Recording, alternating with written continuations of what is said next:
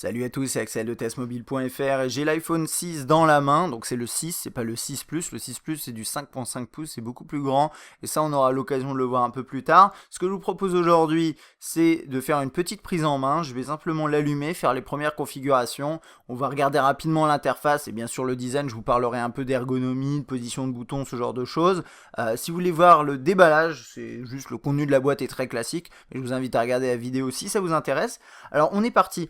Petit rappel des spécifications quand même, c'est un appareil qui tourne sous iOS 8, il est LTE, il a un écran de 4.7 pouces. Et juste, il y aura un comparo à part, mais regardez la différence par rapport au 4 pouces, là c'est l'iPhone 5, mais c'est pareil que le 5S. Donc voilà, c'est assez grand, et imaginez le 5.5 pouces, il est quand même beaucoup plus grand. C'est du Retina 1334 par 750, ça fait 326 ppi. On a un chipset à 8, 64 bits, 16, 64, 128 au niveau de la mémoire, 8 mégapixels à l'arrière, 1,2 mégapixels à l'avant et une batterie apparemment de 1810 mAh. Au niveau du prix, c'est respectivement 709, 819 et 219 pour les trois versions de mémoire pour celui-ci. Et au niveau des couleurs, on a argent, donc c'est celui-ci, argent c'est blanc et argent, ouais, gris quoi. Or et gris sidéral qui est un peu plus foncé, c'est vraiment la version foncée. Donc on va s'attarder sur le design. Ce qui est intéressant de noter directement, c'est qu'il est beaucoup plus arrondi que les précédentes versions. Juste encore une fois, quand vous voyez, je regarde dans ce sens-là, on voit bien la différence. C'est un terminal qui ressemble plus à un iPod. Ça me fait penser d'ailleurs au Z3 que on vient juste de tester, avec des courbures de partout finalement. Et ce qui est intéressant, c'est que effectivement, il est en courbe sur les tranches, comme vous pouvez le voir. On va regarder en détail tous les boutons, mais également sur ces endroits-là. Voilà, ça fait comme ça fait une courbure à ces endroits, et c'est vraiment pas mal, quoi. Ça change, et ça fait penser encore une fois à un iPod, à mon avis. Donc on va rezoomer un tout petit coup. Alors qu'est-ce qu'on a ici? On a la caméra frontale 1,2 mégapixels. Ici, ça doit être un des capteurs, peut-être le capteur de luminosité ou proximité. À mon avis, les deux sont peut-être dans le même endroit. La sortie audio. Là, on voit vraiment le vert qui... voilà, c'est plutôt sympa avec voilà, le vert qui englobe ici et qui rejoint la tranche. La touche en bas, alors c'est la touche classique, hein, on appuie dessus, ça réveille l'écran et ça permet de revenir à l'accueil. Double tap, enfin double appui permet aussi de revenir, de faire le multitâche, et également l'appui prolongé permet de lancer Siri, vous connaissez, mais ce qui est intéressant aussi, c'est qu'il y a Touch ID, hein, comme sur le 5S. Alors, là où ça commence à devenir différent, c'est sur la droite. Donc là, on voit bien la zone, puisque c'est en aluminium, vous avez toujours des zones de plastique pour laisser passer les ondes, hein, c'est comme ça que ça marche. Et c'est assez bien intégré, ça dépasse pas du tout. C'est vraiment dans la continuité, alors c'est un peu dur de vous montrer, mais bon voilà, vous imaginez bien. Ce bouton-là, figurez-vous que c'est le bouton on-off verrouillé déverrouillé. Il est passé sur la droite. Moi qui utilise un Nexus 5, des appareils comme ça au quotidien, ça me dérange absolument pas, parce qu'au contraire, je trouve que sur un écran de plus de 4.5 pouces, c'est tout à fait logique de le mettre sur la droite. Donc là-dessus, je trouve qu'Apple a fait un choix qui est juste, qui est judicieux. Cela étant dit, oui, et donc juste pour vous montrer, hein, voilà. En gros, j'appuie avec le pouce, et c'est assez facile. Mais c'est vrai que le problème, c'est que les utilisateurs d'iPhone, et ce qui souvent quand même, les personnes qui achètent ces nouveautés Apple, c'est des gens qui ont eu déjà un iPhone, bah, pas forcément, mais généralement, sont habitués au bouton au-dessus. Alors, le bouton au-dessus, c'est vrai qu'on prend le réflexe d'appuyer dessus, mais ce qu'il faut vraiment savoir, c'est que à partir de cette taille d'écran, honnêtement, regardez mon doigt, là je le tiens bien, mon doigt, j'arrive pas à... C'est pas facile d'aller chercher le bouton au-dessus, faut le faire descendre. Imaginez sur le 5.5, ce serait un calvaire. La touche sur le côté droit, que vous le vouliez, enfin que vous aimiez ça ou pas, parce que vous êtes peut-être habitué à Apple, c'est une bonne décision et vous allez vous habituer, vous inquiétez pas. C'est un bon choix, c'est un bon choix de la part d'Apple de mettre cette touche-là, qui fait d'ailleurs un petit bruit assez sympathique. Je vais vous faire écouter ça. Voilà. Donc c'est à la fois un bruit qui me confirme bien qu'elle a été appuyée, et ça peut sembler un peu cheap, enfin ça va dépendre, mais moi je trouve que c'est pas une mauvaise chose, mais c'est vrai qu'on l'entend vraiment bien. Et puis là on a bien sûr le tiroir pour accéder à la nano SIM. Sur le dessous ici on a le port Lightning, on a le jack qui est en dessous et le haut-parleur avec des petits points, là c'est plutôt sympathique. Et là un autre petit changement, Parce que rappelez-vous, normalement, les boutons de volume, c'est comme ça. C'est des petits cercles, là, des boutons individuels. Et là, maintenant, c'est des boutons longs. Personnellement, je trouve ça bien aussi. Je suis habitué à ce genre de choses hein, sur les terminaux à Android. Et là, on a ensuite toujours le switch du son qui est ici, voilà. Et qui est tout petit. Et ouais, il a l'air bien fait. Après, c'est vrai que ça, c'est un élément qui est un peu défaillant, enfin, qui a tendance à rendre l'âme aussi assez rapidement. Donc voilà. Et ensuite à l'arrière. Alors, les zones de plastique, on les voit bien ressortir. Hein, là, ici. Je sais pas. Dites-moi ce que vous en pensez dans les commentaires. Je trouve que c'est pas très joli. Et on a l'impression que ça ressort. Mais pas du tout en fait. Tout est vraiment. Notamment ici, on se dit que le plastique il ressort. Mais vraiment pas. Je vais vous montrer ça en détail. Mais vous voyez ça? Voilà. C'est complètement incrusté dans l'aluminium. Donc il n'y a aucune. Voilà, il n'y a aucun relief disgracieux, on va dire. Mais c'est vrai que, bon, d'un point de vue esthétique, je trouve pas ça terrible. Ben, c'est une question de goût. Le logo Apple, bien sûr, la caméra en haut, avec le double flash, enfin le flash dual tone qu'on connaît. Alors, la caméra, ça, ce qui est assez amusant, il y a eu pas mal de posts à ce propos, mais c'est qu'en gros, dans les visuels de presse, quand ils le mettaient de côté, notamment sur ces vues-là, en fait, on voyait pas qu'il y avait ici le petit relief qui ressort. Et c'est un fait, il y a effectivement un relief qui ressort. Enfin, c'est un relief, c'est l'appareil photo et ressort vraiment pas mal. Hein. Vous le voyez là, vous le voyez pas parce que le focus se fait pas, mais voilà, ça ressort bien et quand on le pose, du coup, ça bute dessus. Hein. Voilà, donc là, ça bouge un peu. Donc potentiellement, ça peut rayer un peu la bague, mais a priori, le verre est protégé, donc il n'y a pas trop de soucis. C'est pour pouvoir intégrer leur nouveau capteur dans un appareil aussi fin. Et c'est vrai que niveau finesse, bah, c'est 6,9 mm, c'est extrêmement fin. Donc ça, c'est sympa. Donc le logo Apple, la mention iPhone, et puis c'est à peu près tout. Voilà. Alors, on va l'allumer, c'est ma première prise en main d'iOS 8, donc voilà, je découvre, on va dire, je connaissais bien iOS 7, donc normalement ça devrait pas poser de problème, et on va faire la première mise en place. Donc là, j'ai pas de SIM card, je pense qu'il va me demander quand même de carte SIM, il va peut-être me demander d'en insérer une. On va voir ça tout de suite. Et bien sûr, je ferai des ellipses s'il y a besoin, si c'est pas intéressant, s'il y a des chargements qui sont trop longs. Donc là, on voit, il est en train de changer la langue, ça prend un petit peu de temps. Donc c'est bon. Là, il veut absolument, apparemment... Non, est-ce qu'il veut une... Bon, on va choisir le réseau, je vais avancer, et puis on se retrouve dans une petite seconde.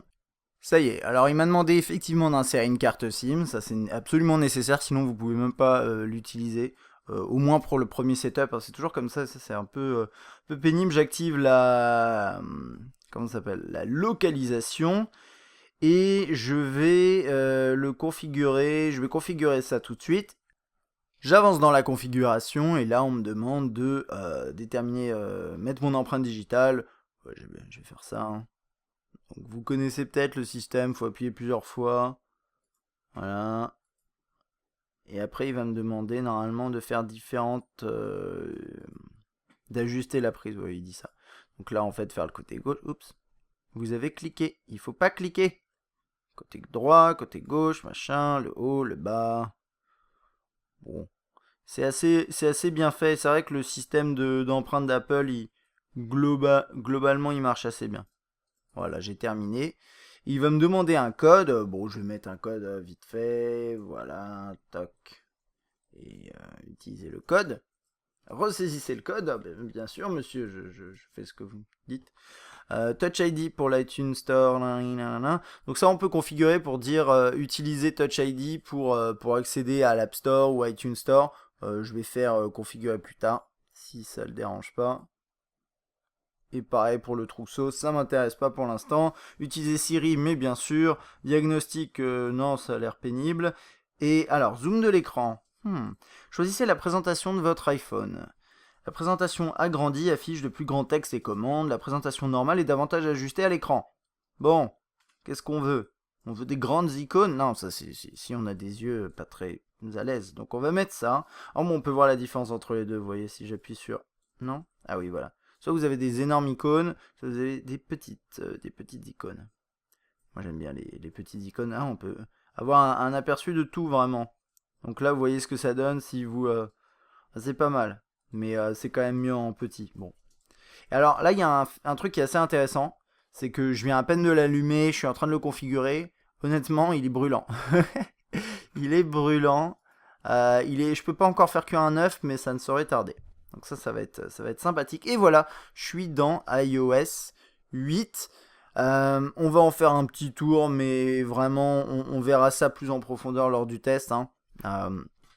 Qu'est-ce qu'on a? Là, on a le multitâche avec normalement les contacts qui s'affichent là-haut. J'ai pas encore synchronisé les contacts, donc c'est pour ça qu'il n'y a rien qui s'affiche. Là, oh oui, bien sûr que je veux que la météo, voilà, puisse accéder à mes données. Donc là, on a le tiroir, là, c'est tout à fait réactif, bien entendu. Ce tiroir en bas qui a un peu changé de design. Il est plus opaque, j'ai l'impression les icônes ont été modifiées, si je me trompe pas. On tape un numéro, là on a les contacts juste après, les appels, les favoris, bon on verra ça un peu plus tard.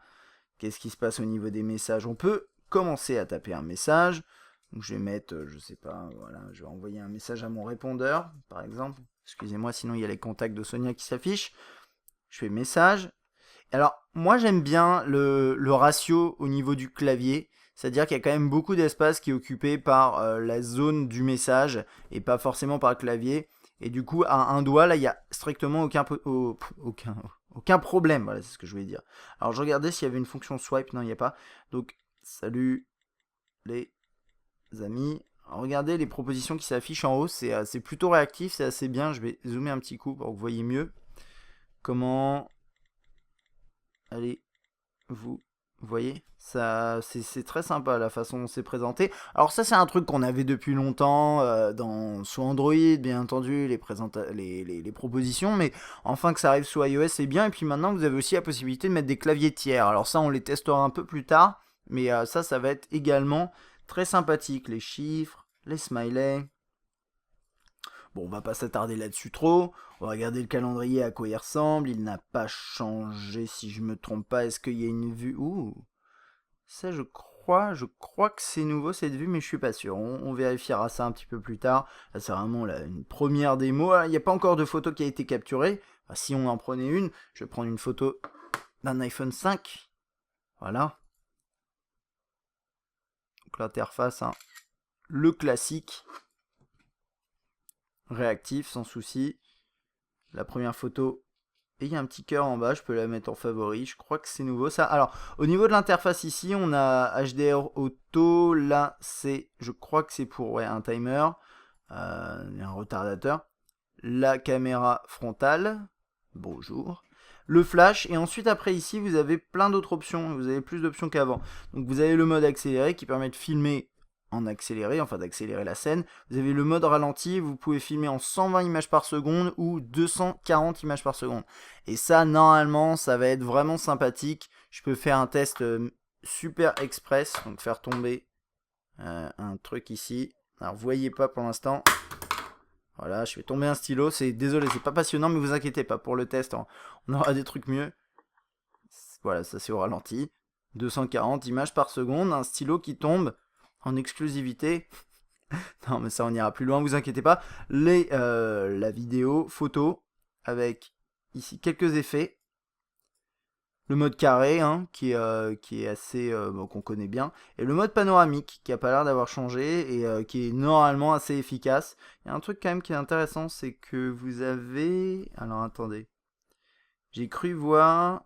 Non, c'est juste quand on appuie. Ouais, non, j'ai cru qu'en fait les données du haut ici dépassaient un petit peu sur l'interface, mais non. Météo. Voilà. Horloge. L'écran est joli au fait. Hein. C'est un bel écran. C'est du Retina. Il y a toujours l'effet de parallaxe. Les angles de vue sont bons. Bon, voilà, quand même, Apple fait de belles dalles là-dessus. Il n'y a pas de souci. On rentre en plus en détail. Quand on fera le test, mais on a une belle densité de pixels. Et là, je peux vous dire que l'appareil, il est spécialement chaud. Vraiment, vraiment chaud là. Donc ça, je sens tout de suite que ça va être un problème. La chauffe de l'appareil, je m'y attendais absolument pas. Je sais pas si l'iPhone 5 il chauffe comme ça. Mais on vous en parlera pendant le test.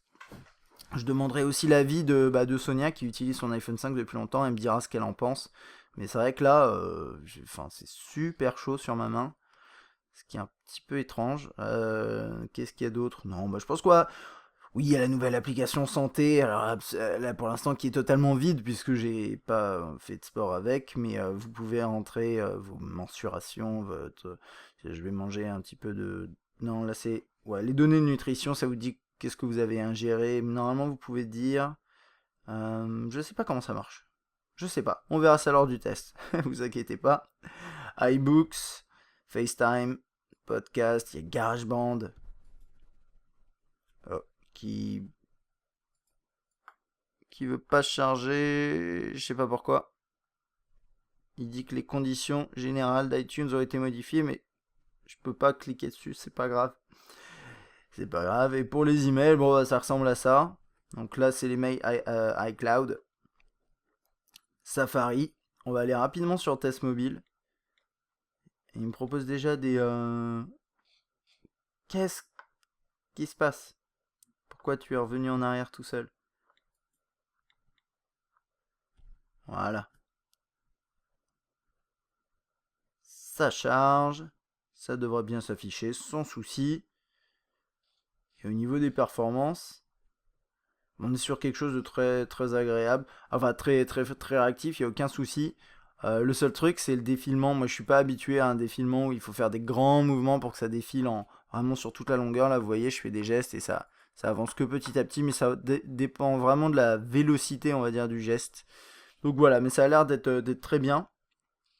Et puis, musique pour terminer quand même. Donc je sais pas s'il y a des morceaux. S'il y a des... Ici, il y a des morceaux. Alors je vais pas les lancer parce que après ça va être un problème. Et vous avez ce mode là, mode pochette. Euh, voilà. Regarde ça. Ah, c'est toujours le mode pochette, oui. Ça, c'est bien ça. Alors il faut accepter en fait les conditions d'iTunes, les nouvelles conditions d'iTunes. Sinon il accepte rien du tout. Je pense que c'était ça qui bloquait tout à l'heure. Voilà, là je suis en train de télécharger des trucs et je sais pas ce qu'il veut. Enfin bon, voilà, c'est à peu près tout pour cette prise en main de l'iPhone 6, le tout dernier, le tout nouvel iPhone. Il y a le 6 Plus également qui est un peu plus grand, mais celui-ci a une proportion qui est plutôt sympathique. On va le tester, on va le comparer à d'autres terminaux, on va parler de design également comparé à l'iPhone 5, 5S, hein, c'est le même design. Et si vous avez des questions sur cet appareil, n'hésitez pas. S'il y a des choses que j'ai pu dire qui peut-être sont erronées ou quoi, n'hésitez vraiment pas à laisser un commentaire, lancer la discussion, il n'y a aucun souci. Et puis moi j'espère que cette vidéo vous a été utile et je vous dis à la prochaine.